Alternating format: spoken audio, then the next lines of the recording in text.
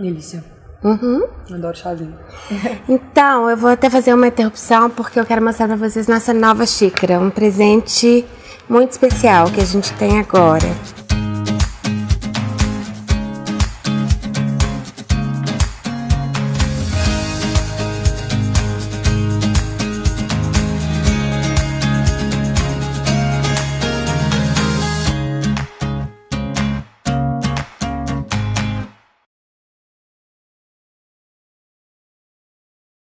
A gente está sempre falando sobre isso, não é bem um tema leve, mas não dá para não falar.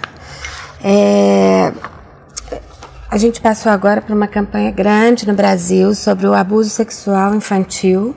Você já falou várias vezes sobre isso, mas antes de contar a sua experiência, conta pra gente como perceber que uma criança está sendo abusada. Quais são os sinais que ela passa para o adulto?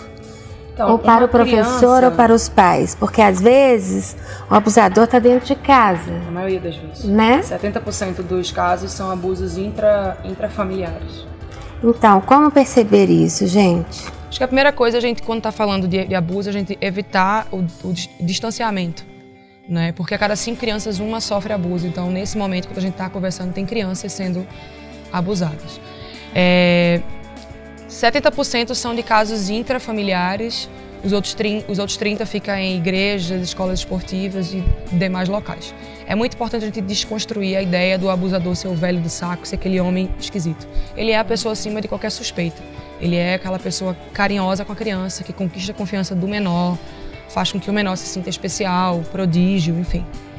E a criança, ela sinaliza e ela verbaliza, mas às vezes não verbaliza com fala.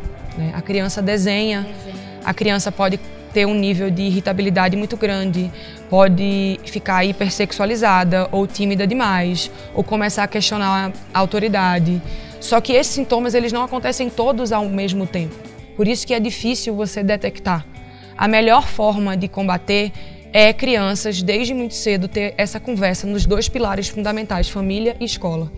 Né? Esse papo sobre educação sexual, sobre a diferença de um toque abusivo e de um toque permissivo, tem que ser feito desde muito cedo. Isso não é, de maneira alguma, um processo de sexualização de menor. Desde muito cedo, você acha a partir de quantos anos? Na minha opinião, desde o ventre. A mãe pode conversar com o filho desde o ventre. Depois falar, ai meu Deus, eu falei, Eu acho que a relação tem que ser o mais aberta possível. E eu sei que, como não é fácil para pai e mãe falar sobre isso, que se procure literatura infantil, que existe hoje, sobre o tema. Então você vai ler a história para o seu filho ou para o seu aluno, e se ele se identificar ali, porque a criança sempre tem um adulto no qual ele confia, o adulto responsável no qual ele tem coragem de se abrir. Seja esse adulto para essa criança. A pedofilia, ela é um distúrbio psicológico, né? Ela é um traço de psicopatia. E é muito importante dizer que nem todo pedófilo é abusador e nem todo abusador é pedófilo. Isso é uma diferença. O pedófilo, é uma pessoa que tem um distúrbio que sente atração sexual por menor. Mas nem todo pedófilo chega a ser um abusador. Ele consegue se controlar. Exato. Ou procurar ajuda, existe. E existem abusadores que são pessoas que se acham no direito, não necessariamente apenas com criança. Mas eu acho que a criança, o mais cruel é porque ela não pode se defender, né, gente? Então... Não, porque é muito cruel, ela é inocente. Ele conquista a confiança antes, não é tipo, conheci a criança agora e já vou tocar nela. É um processo. Ele sente prazer nesse processo de conquistar a confiança da criança e do responsável, entendeu? Para que, quando acontece, a criança fica assim, mas como que vão acreditar em mim, se é essa pessoa? Então, Joana, quantos anos você tinha? Como que foi? Conta pra gente. Primeiro, eu acho muito importante dizer que eu não indico para pessoas que foram vítimas fazer o que eu faço de ficar falando o tempo inteiro. Porque isso chama esse processo de revitimização. Cada vez que você fala, você vive de novo. Por que eu, Joana, consigo? Porque eu fiz um processo de hipnose. Eu fiz um trabalho de terapia de hipnose no qual ele me permite contar como se eu estivesse vendo um filme, tirar a emoção dentro do possível daquele trauma, mas não é para todo mundo fazer isso, cada pessoa... Se você não quiser contar, você tem toda a liberdade para não contar. Eu dificilmente fico dissertando sobre o que aconteceu, o que ele fez comigo. Aos 9 anos de idade, eu fui vítima de abuso sexual pelo meu técnico, que me treinava desde os 8 anos de idade. Então, durante 1 ano e meio, ele foi a pessoa que me passou acima de qualquer suspeita, a pessoa que me tratava como um atleta prodígio e fazia com que eu me sentisse especial. E eu não tive coragem de conversar com minha mãe sobre isso, porque sexualidade sempre foi um tabu dentro da minha família e dentro da minha educação, como na maioria das casas, né? Então, eu me calei. Não é diferente de Minas Gerais, não, então? É qualquer lugar, não Pernambuco. É uma resposta completamente normativa. Ao longo do meu processo de maturidade, eu fui questionando a minha feminilidade e a pessoa que eu estava me tornando, e um processo muito doloroso de enfrentamento, até que chegou um momento que eu realmente precisei sentar dentro de uma terapia e verbalizar, e enfrentar e retomar memórias que eu tinha retraído. Né? E esse processo... Você apagou da sua memória? Alguns episódios com ele, sim. Ótimo, né?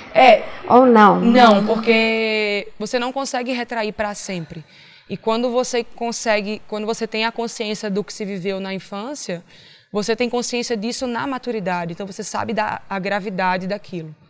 Então muitas vezes é muito mais difícil esse processo de enfrentamento na maturidade do que na própria infância. Então não é legal você ficar guardando aquilo, te sufocando, né? Porque vai cronificando, vai ficando... O ideal é que não aconteça, mas caso aconteça, que a vítima consiga vomitar aquilo ainda criança e inicie o tratamento psicológico o mais rápido possível. A palavra é essa, com certeza. Você tinha quantos anos quando você conseguiu falar com alguém? Diretamente, verbalizar exatamente o que aconteceu, 18 anos. O que você sufocou em você durante aquele tempo todo? Você ficou como? Como ficou aquela pré-adolescente que virou adolescente, virou jovem, com esse segredo absurdo dentro de você? Você começa a se perceber uma pessoa desequilibrada, né? Porque tinha hora que eu estava bem, tinha hora que eu não estava bem. Eu desenvolvi algumas fobias de ficar só em quarto.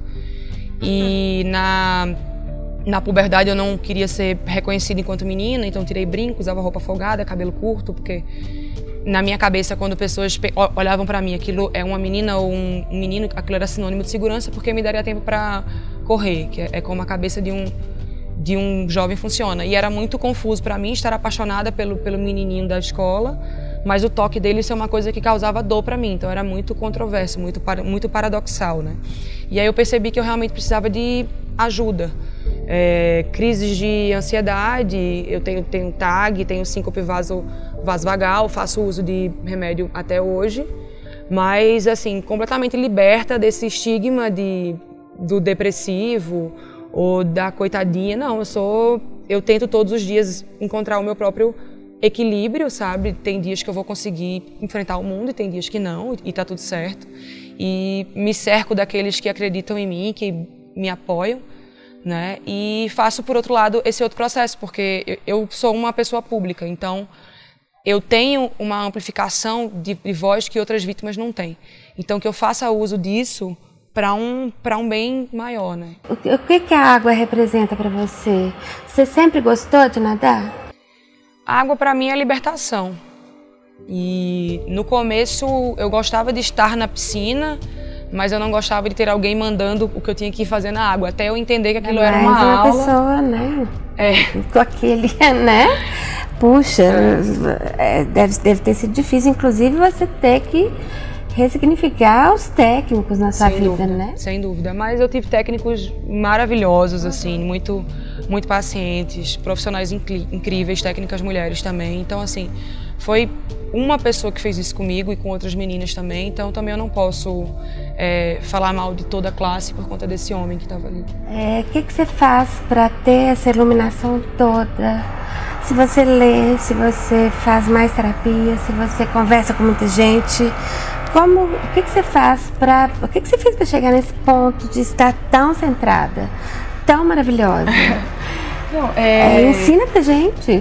A ciência de que o equilíbrio ele é uma busca eterna, né? Que existe uma utopia do que a gente quer ser enquanto ser humano e eu vou em busca dela, né? Eu tenho fé todos os dias de manhã, quando eu abro o olho, a primeira coisa que eu faço é agradecer por estar viva e por ter mais uma chance do dia, ainda que o dia seja péssimo, né? E faço a minha oração de agradecimento e vou seguindo e, assim, me abraçando por cada pequena conquista da jornada, sabe? Porque, assim, em alguns momentos da minha vida, a minha grandeza era ser quinta do mundo. Em outros momentos, a minha grandeza era conseguir levantar da cama para tomar um banho, porque a depressão estava me consumindo. Mas é a mesma Joana, né? E os dois fatos, tanto ser quinta do mundo quanto você conseguir contornar uma crise de depressão, tem um valor muito grande. Então, acho que a gente parar de se comparar com o outro, olhar para dentro de si, né? Compreender o próprio espaço, porque eu acho que a gente vem falando muito sobre a construção de um mundo mais fraterno, mas eu acho que ele permeia exatamente e principalmente você controlar o seu próprio espaço. E isso quer dizer saber convergir e saber divergir também. Então é isso que eu venho tentando fazer. Controlar o próprio espaço. Como que você consegue? O meu próprio espaço é o meu próprio corpo. Sim. E a partir do momento que eu violo o outro, até pelo que sai da minha boca para falar da forma que o outro se veste, ou a forma que o outro crê, ou a forma que o outro ama, eu estou violando o espaço dele. Então, acho que controlar o próprio espaço passa por isso também. Essa mulher, gente, você vai para a Olimpíada? Vou tentar. Seria a quinta Olimpíada. Se Deus quiser, eu vou estar lá. Você ficou em quarto lugar. Quinto. Da última vez. Quinto. Quinto. O meu melhor resultado foi quinto. E aí? Tá animada? Então, como eu falei, esse ano eu tô retomando de uma forma muito progressiva e vivendo outras coisas da minha vida também, sem estar mais naquela coisa bitolada de ser atleta. Se Tóquio vier, vai ser um presente. Mas se não vier também, porque a minha vida vai entrar por um outro caminho, em 2018 eu falei para o universo que eu vou estar aberta para ele vai me dando as respostas e eu vou abraçando, né? Então, não é só a natação. Inclusive ter filhos. Inclusive ter filhos também. Então, se eu for Nossa, presenteada isso com me isso, apareceu aqui. É um sonho e se Deus quiser que venha do meu ventre ou que seja de uma outra barriga, quero muito ser mãe. Então, da forma que for, vai ser lindo. Com certeza. Não tem outro jeito. Amor, obrigada. Obrigada a você.